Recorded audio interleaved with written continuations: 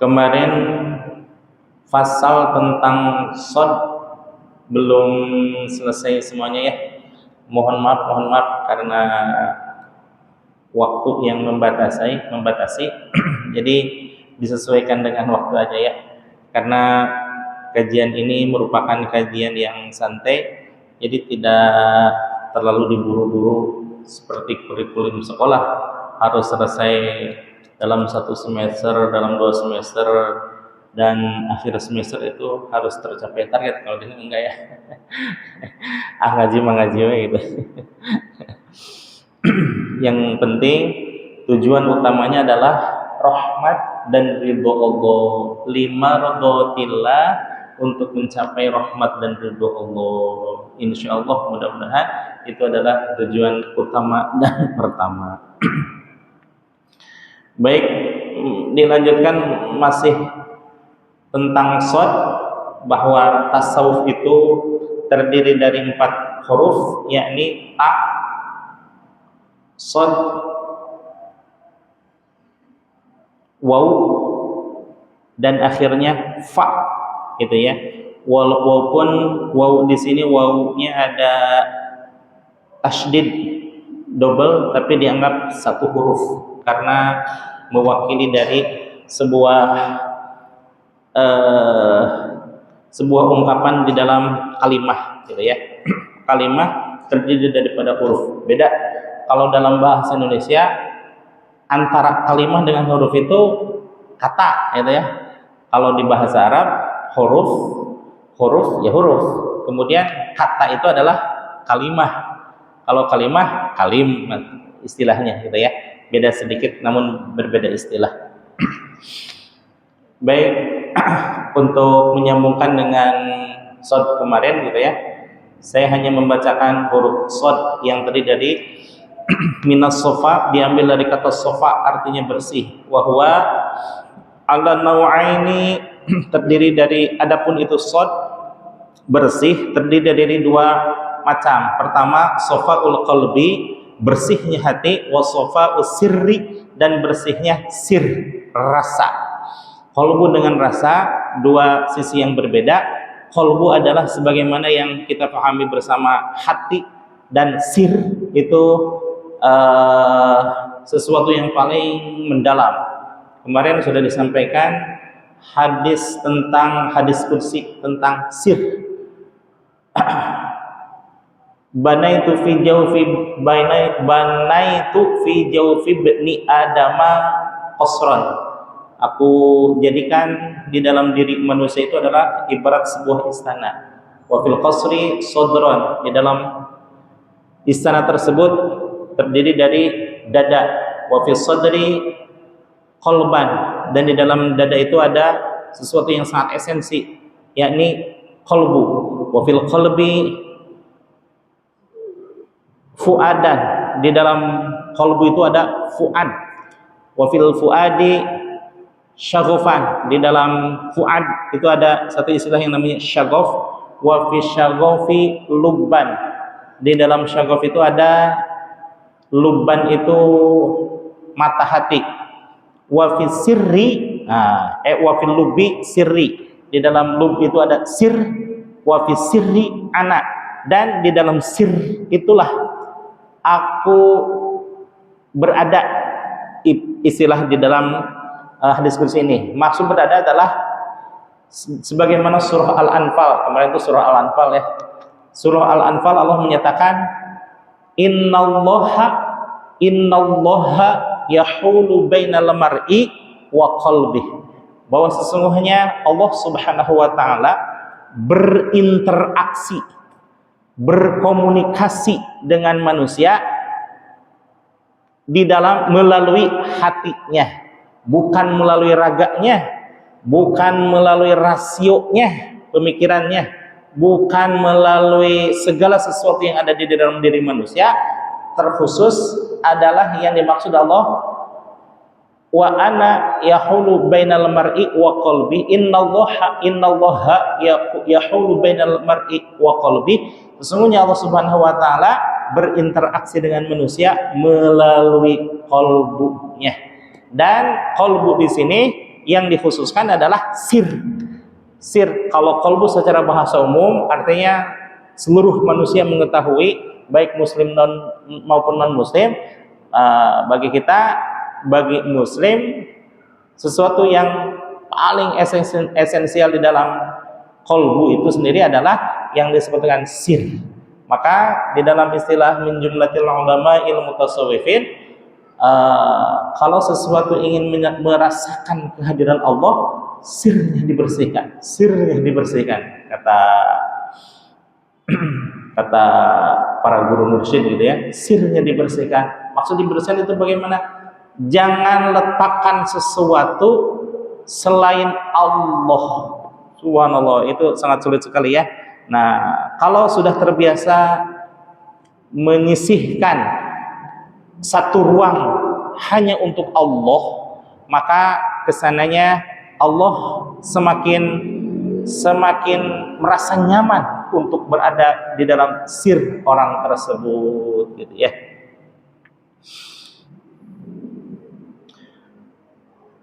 Fasafa'ul qalbi, maka adapun bersihnya hati, ayyasfiya, bahwasannya membersihkan seseorang qalbahu kepada hatinya, minal qadaratil basyariyati, dari berbagai macam kotoran-kotoran sebangsa manusia. Maksudnya penyakit-penyakit manusia, penyakit-penyakit batin manusia. Misalul alaqati, seperti halnya apa ini?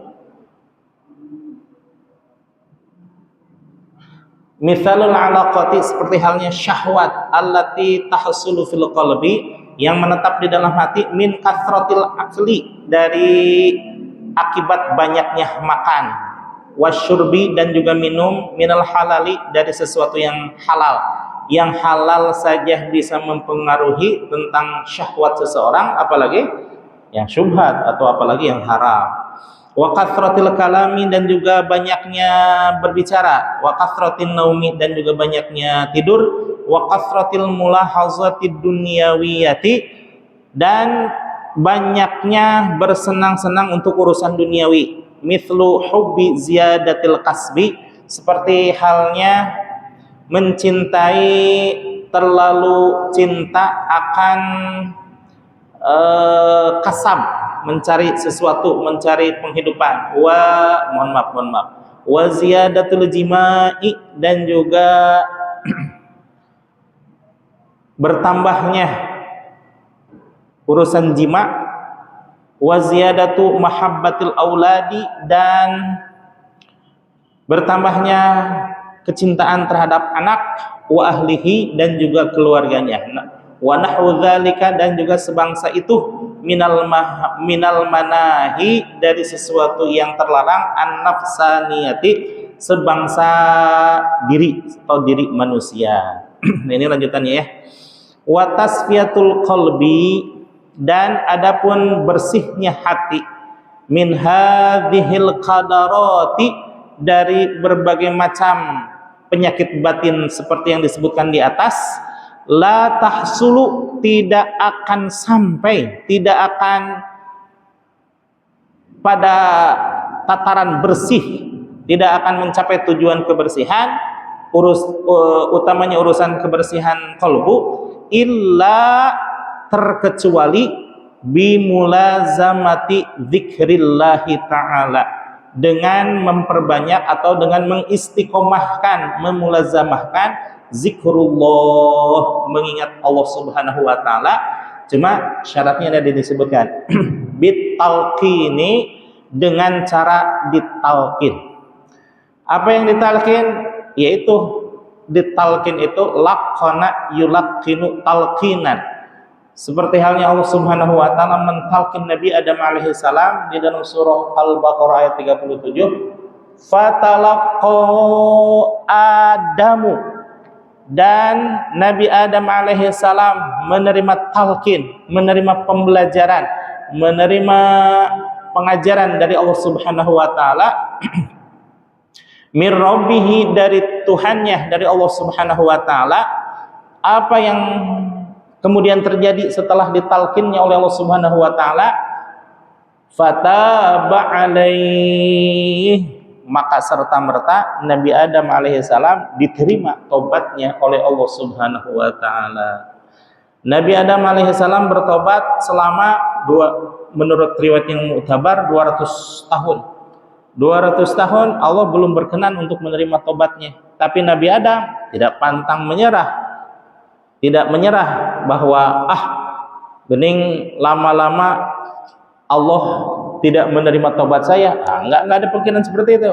Tobat mah tobat aja Nabi Adam.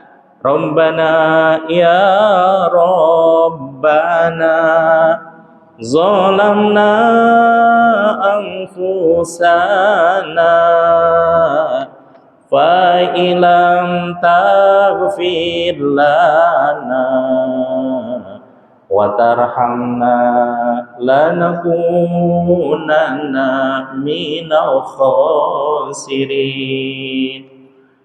200 tahun itu doa dibacakan, dan itulah doa yang paling tua di kalangan umat manusia. Doa Nabi Adam. Apakah doa pengen bertambah kaya, bertambah populer, bertambah sehat? Enggak. Yang diminta cuma satu, apa? Betul, tobatnya diterima tobatnya oleh Allah Subhanahu wa taala. Subhanallah ya. Kalau ukuran saya, Allah nggak mengijabah nih, udah ganti aja sama doa yang lain gitu. Saya ya. Udah mah bosenan saya teh. Udah mah bosenan. Selalu apa yang saya lakukan ingin dibalas oleh Allah. Ya Allah, aku teh udah mulai lah tuh ya Allah. Ya Allah, kemarin teh saya berpuasa ya Allah. Ya Allah, kemarin teh saya membaca Waqiah. Mana balasanmu ya Allah? Nah gitu, sifat saya. Selalu ingin minta balasan dari Allah. Padahal jauh sebelum diminta pun Allah sudah memberikan apa yang diperlukan oleh kita. Apa itu? Cahaya matahari, air untuk kehidupan, air untuk mandi, air untuk mencuci, tanah untuk berpijak, tanah untuk tumbuh makanan dan lain sebagainya. Air, udara, sinar matahari, cahaya, semuanya itu untuk keperluan kita. Namun kalau saya mah ya maklum, kalau saya mah selalu berpikirannya dengan nafsu. Nafsu apa? Nafsu karena tidak sesuai dengan keinginan saya. Ya Allah, saya teh pengen begini, kenapa engkau tidak memberikan ya Allah? Aduh, gitu ya. Padahal Allah memberikan jauh sebelum diri kita meminta. Bahwa Allah Subhanahu wa taala memberikan perangkat kehidupan dengan rizkinya, dengan segala sesuatu yang diperlukan, dengan segala sesuatu. Kalau kita ngitung-ngitung gaya hidup, niscaya semua orang pasti tidak akan pernah puas dengan gaya hidup, tidak akan terbiayai. Kenapa? Sudah punya sepeda, pengen motor, istri belum punya, pengen 2. Sudah punya 2 motor, pengen mobil. Sudah pengen mobil, kayaknya kalau punya 2 mobil nyaman hidup ini. Gitu aja terus-terusnya, gitu ya. Nah, itu mah gaya hidup. Kalau biaya hidup, subhanallah ya. Saya pertama nikah, mohon maaf. Pertama nikah, kebutuhan sehari-hari dengan saya punya putra Zaki gitu ya, dihitung-hitung tidak lebih dari 200.000, malum di kampung gitu ya, 200.000 penghasilan saya dari jualan gitu ya, hampir mendaki 200.000. Dari terus bergolang, ternyata kata istri gitu ya, ternyata hidup kita bertahun-tahun tidak pernah lebih dari 200.000 katanya. Kita hidup aja biasa-biasa aja katanya. Iya lah, udah kita mah nggak usah mikirin gaya hidup lah, pokoknya hidup ya katanya. Kayak orang Amerika tuh. Orang Amerika zaman Neil Armstrong, Michael Collins, dan Edwin Aldrin itu bagaimana memikirkan hidup di bulan. Kata orang Indonesia, lebih canggih orang Indonesia tuh kan. Emang kenapa? Kalau Amerika mah cuma memikirkan hidup di bulan. Kalau emak saya, Masya Allah, lebih dari canggih dari itu, memikirkan bagaimana supaya bisa hidup dari bulan ke bulan, gitu ya. Dari bulan ke bulan, artinya sudah terbiasa bulan dengan bulan itu dihidupi, bagaimana supaya hidup, bukan bagaimana hidup di bulan, gitu ya. Nah, orang Indonesia dilawan atau ya. Artinya kita senantiasa bersyukur pada Allah Subhanahu wa taala bahwa ternyata kenikmatan kita jauh melebihi apa yang kita butuhkan. Dan setelah saya hitung-hitung nih, mikir-mikir ke istri, Mi, kalau dihitung-hitung nih ya, penghasilan kita berapa? Penghasilan kita sekian lah gitu. Penghasilan kita sekian. Tapi pengeluaran kita lebih besar apa lebih kecil? Lebih besar ya. Saya nanya ke teman, oh iya benar ternyata lebih besar katanya. Nanya ke teman yang satu lagi, lebih besar katanya. Maka peribahasa lebih besar pasak daripada tiang, daripada tiang, bukan tidak tepat itu. Sesungguhnya itu adalah kenikmatan yang Allah berikan. Tanpa kita sadari, ternyata pengeluaran kita jauh lebih besar daripada penghasilan kita. Kalau penghasilan yang sudah real di tangan mah sekian, nominalnya bisa dihitung lah ya. Nominalnya bisa dihitung, tapi ternyata pengeluaran kita ini, Masya Allah. Mikirin ke situ mah, subhanallah, nggak ada habis-habisnya lah gitu ya. Apalagi kalau kita mengukur-ngukur dari segala sesuatu yang kita miliki sekarang.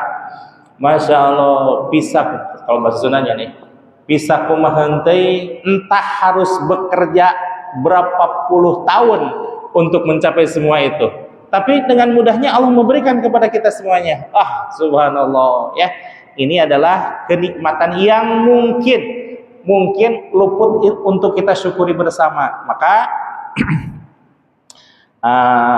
salah satu mubalik, saya juga ngikut mubalik tersebut ya.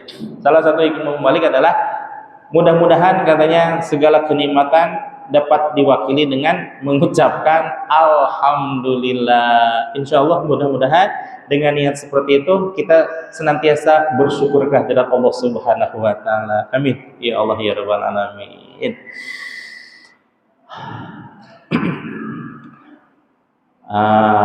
Illa bimulazamati dzikrillah, kecuali dengan memulazamahkan, mengistiqomahkan, mendawamkan zikrullah yang diawali dengan bitalkin, yang diawali dengan serah terima. Talkin itu ibarat kata izin, karena yang memberikan talkin itu harus ma'zunan an syaikhihi sampai kepada Rasulullah SAW. Diberikan izin oleh gurunya diberikan izin oleh guru dari gurunya, dan gurunya diberikan dari gurunya sampai kepada Rasulullah SAW. Contoh, di dalam organisasi ketasawufan yang diikuti oleh beberapa orang,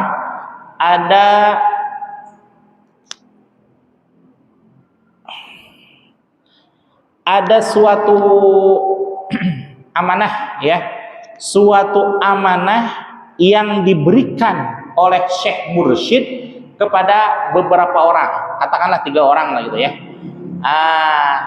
Saya berikan mandat kepada 3 orang ini untuk melestarikan apapun tentang misalkan pondok pesantren atau tentang ajaran tasawuf dan lain sebagainya, maka diberikan kepada 3 orang ini. 1 orang misalkan meninggal, mohon maaf, karena memang sudah idza jaa ajaluhum la yastakhiruna sa'ata wa la yastaqdimun. Kemudian yang 2 orang itu meninggal pula, yang keduanya, sehingga yang diberikan mandat oleh Syekh Mursyid itu ada 1 orang. Nah, 1 orang ini terserah dia mau memberikan apa. Misalkan kepada orang-orang tertentu memberikan mandat, silahkan engkau berikan talqin sebagaimana para wakil talqin memberikan talqin. Nah, itu sudah mandat itu. Tidak boleh tidak boleh di iya. Maksudnya bagi orang yang diberikan mandat memberikan talqin tersebut jangan menolak. Kenapa? Itu sama dengan hakikatnya ya. Kalau bicara hakikat, itu hakikatnya pemberian dari Allah Subhanahu wa taala melalui an syaihihi atau min syaihi kepada gurunya, kepada muridnya, akhirnya diberikan kepada seseorang yang subhanallah diberikan untuk memberikan talqin zikir. Pemberian talqin zikir itu bukan berarti suatu jabatan, bukan. Suatu amanah yang diberikan kepada syekh mursyid, kepada seseorang yang wallahu a'lam. Kalau di dalam istilah tasawuf tidak ada istilah apa tuh? Tidak ada istilah alim, tidak ada istilah pantas, tidak ada istilah layak untuk memberikan. Nah, satu-satunya yang menjadi dasar dalam kelayakan atau tidaknya seseorang memberikan talqin zikir adalah adanya izin dari syekh mursyid tersebut. Seperti halnya dokter gitu ya.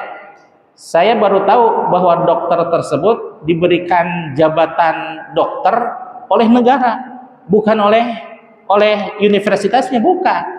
Kakak saya kuliah di kedokteran Unpad. Ternyata beliau harus 2 tahun berjuang untuk mendapatkan izin dari negara baru boleh menyandang sebagai dokter. Koas dulu selama 2 tahun, padahal wah alhamdulillah gitu ya, dapat beasiswa dari Super Semar, berarti kan di atas rata-rata kepintarannya gitu ya. Tapi ternyata universitas tersebut, entah UI, entah Unpad, kalau sekarang bisa UIN ya, UIN bisa kedokteran, entah apapun universitasnya, tidak berhak untuk memberikan gelar dokter. Yang satu-satunya memberikan gelar dokter adalah negara. Subhanallah. Kalau yang lain-lain gitu, kayak LC di luar negeri, Dr. Andes, Master of Science, Master Management, Master segala macam, itu dari universitas. Cuma satu-satunya dari negara itu adalah dokter, ya gitu ya. Maka kalau dokter sudah melisensikan, memberikan hak untuk menyatakan bahwa dia dokter, maka dokter tersebut boleh membuka praktek, begitu ya. Nah, kalau di dalam Miftahus Sudur, kitab karangan susunan Syekh Ahmad Shahibul Wafa Tajul Arifin, yang beliau menyatakan ketawaduannya bahwa saya hanya menulis dan menyadur kitab ini dari berbagai kitab-kitab yang min kabairil ulama, min jumlatil ulama ilmu tasawufin, dari para pembesar ilmu tasawuf, menyatakan bahwa wasyaratu akhdhiha, salah satu syarat untuk mendapatkan talqin zikrullah tersebut, min qalbin taqiyyin naqiyin mimma siwallah, harus diambil itu kalimat la ilaha illallah dari kalbunya seseorang taqiyin, yang sangat takut kepada Allah, naqiyin, yang bersih, mimma siwallah, dari segala sesuatu selain Allah Subhanahu wa taala, ya. Nah, maka hanya beberapa orang saja yang berhak untuk berkedudukan sebagai wali mursyid. Namun secara keseluruhan wali itu banyak, sebagaimana jumlah para nabi. Nabi masih ingat ada berapa jumlahnya? 124.000 ya. Wali pun sama, 124.000. Cuma bedanya kalau nabi itu dari awal sampai akhir langsung ditutup kenabiannya oleh Nabi Muhammad SAW. Artinya tidak ada lagi nabi setelah Nabi Muhammad SAW. Walaupun dalam berbagai hadis kesempatan mohon maaf. Kalau seandainya diizinkan Allah untuk mengangkat lagi seorang nabi, maka aku jadikan engkau sebagai seorang nabi, wahai Ali, kata Rasulullah SAW. Tapi enggak, karena nabi berkedudukan sebagai khataman nabiin, penutup para nabi. Nah, kalau wali beda. Wali itu jumlahnya sama, 124.000. Cuma kalau ada yang meninggal, misalkan 10 orang atau 1 orang dari 124.000 itu, 124.000, maka diangkatlah oleh Allah Subhanahu wa taala salah satu orang untuk menggenapkan jumlah 124.000. Sampai kapan? Hatta yaumul qiyamah, sampai yaumul qiyamah akan banyak bertebaran wali-waliullah. Tapi kita tidak pernah mengetahui siapa wali yang dikasih oleh Allah. Itu hanya la yu'raful waliya illa biwaliyin. Tidak mengetahui seorang wali kecuali wali atau sesama wali itu sendiri, gitu ya. Di kalangan para wali mah sudah biasa dari Indonesia berkunjung ke Baghdad misalkan ya, atau dari Baghdad berkunjung ke Madinah, dari Madinah berkunjung ke Makkah dan lain sebagainya.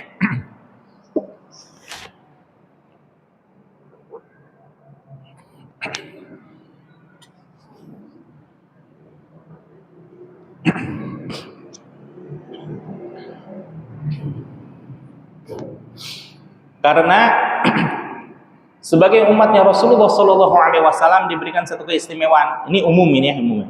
Apa itu keistimewaannya? As-salatu mi'rajul mu'minin. Salat adalah mi'rajnya kaum mukminin. Kalau seandainya kita Allahu Akbar di Masjid Jami Taman Silengsi, kakinya menapak di Masjid Jami Taman Silengsi, tapi sesungguhnya qalbunya adalah sedang bermusyahadah dengan Allah Subhanahu wa taala. Itu mah umum, itu mah. Kenapa? Itu hadis Rasulullah sallallahu alaihi wasallam bahwa setiap kaum muslimin, kalau maksud muslimin di sini mukminin ya, muslim muslimah, mukmin mukminah. Setiap umatku yang melaksanakan salat, walaupun salatnya di mana saja, sesungguhnya qalbunya sedang mi'raj ke hadapan Allah Subhanahu wa taala. Bagaimana kalau bermusyahadahnya dengan Nabi Muhammad SAW? Menurut penuturan berbagai ulama, Syekh Ali Jum'ah, Syekh Alwi Al-Maliki, dan beberapa jumlah ulama mutasawwifin lainnya, bahwa ketika kita mengucapkan Assalamu alaika ayyuhan nabiyyu wa rahmatullahi wa barakatuh, memang itu adalah kalamnya Allah untuk Nabi Muhammad SAW, tapi diabadikan oleh Allah Subhanahu wa taala untuk dibacakan oleh setiap hambanya manakala dia melaksanakan tahiyat, manakala seseorang sedang sholat. Maka sesungguhnya kaf di situ assalamu alaika, kaknya itu loh, assalamu alaika ayyuhan nabiyyu wa rahmatullahi wa barakatuh. Salam sejahtera untukmu wahai Nabi Muhammad sallallahu alaihi wasallam. Sesungguhnya itu bukan ucapan hehereyan, bukan ucapan sembarangan, tapi ucapan yang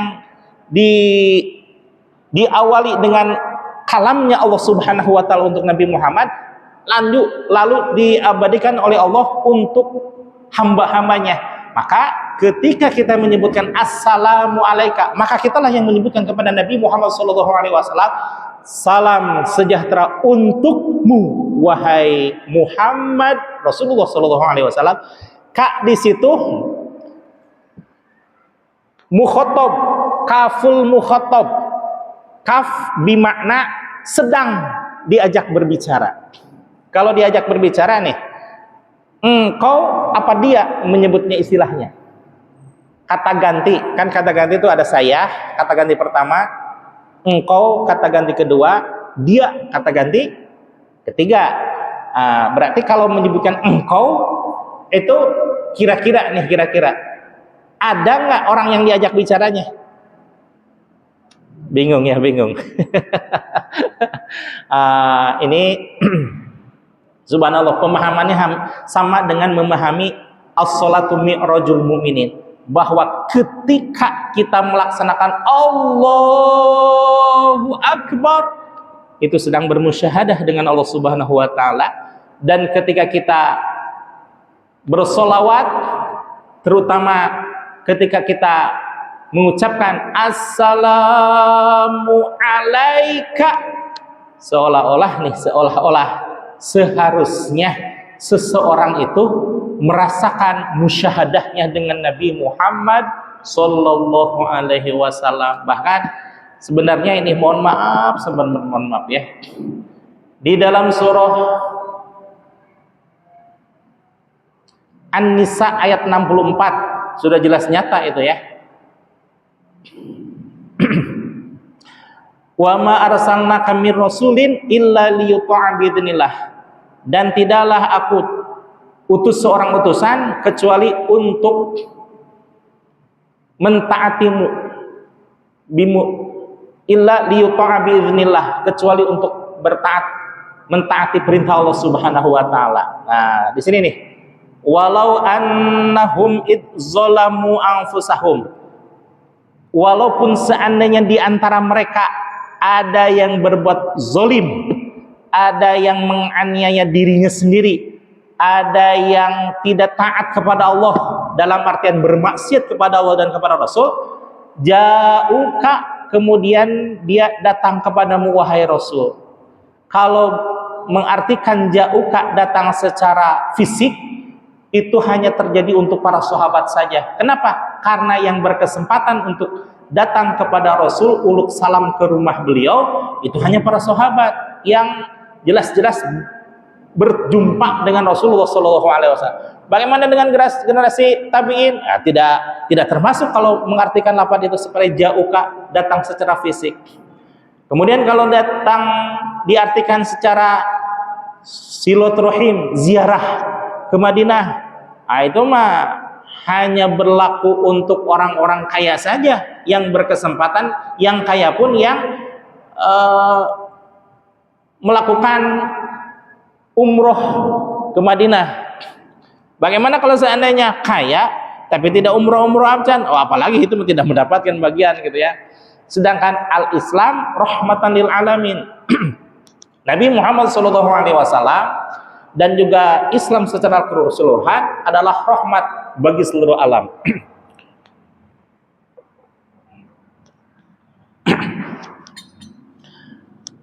Lalu kalau diartikan secara menyeluruh, kaum muslimin semuanya bisa melakukannya. Apa itu?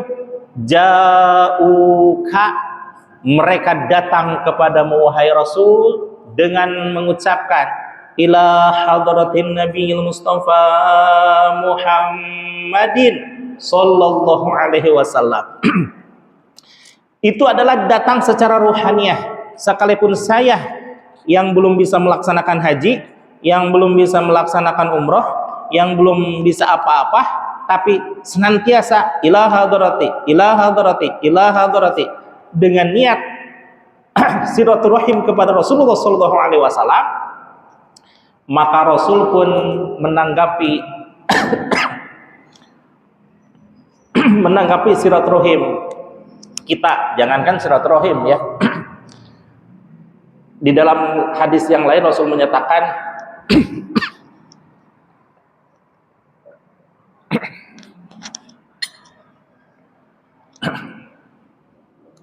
ma min muslimin, tidaklah setiap orang muslim yusallimu alaika, yusallimu alayya, yang beruluk salam kepadaku, kata Rasulullah sallallahu alaihi wasallam, illa raddallahu ruhi alayya, kecuali Allah mengembalikan ruhku, kata Nabi Muhammad sallallahu alaihi wasallam, hatta yusallimu alaik, yusallimu alaih, sampai aku bisa untuk menjawab salamnya orang tersebut. Allahu Akbar gitu ya. Kaitannya dengan ayat tersebut, ja'uka, orang yang datang kepadamu wahai Rasul, yang bertawasul kepadamu wahai Rasul,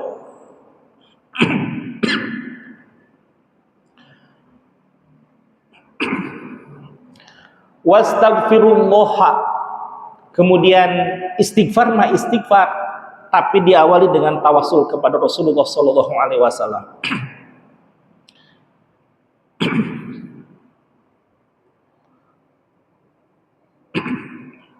Wa ma arsalna min rasulin illa yu'abidillah walau idzamu anfusahum ja'uka walau annahum idzalamu anfusahum ja'uka wastaghfirullah, kemudian beristighfar kepada Allah. Wastaghfaru, kemudian Rasul ikut beristighfar, tapi istighfarnya Rasul luar biasa. Bukan beristighfar untuk dirinya sendiri, tapi beristighfar untuk orang yang istighfarnya diawali dengan tawasul kepada Rasulullah sallallahu alaihi wasallam. Wastaghfara lahumur rasul, kemudian Rasul pun atas izin Allah mengistighfari orang tersebut dengan berkah tawasul kepada Rasulullah sallallahu alaihi wasallam.